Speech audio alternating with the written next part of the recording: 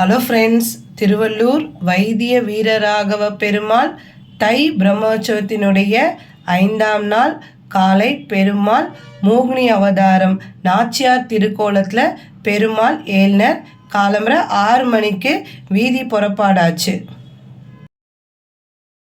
பிரம்மோற்சவத்தினுடைய 5ஆம் நாள் மாலை பெருமாள் யாழி வாகனத்தில் ஏழ்னர் சாயங்காலம் 7:15 மணிக்கு வீதி புறப்பாடாச்சு.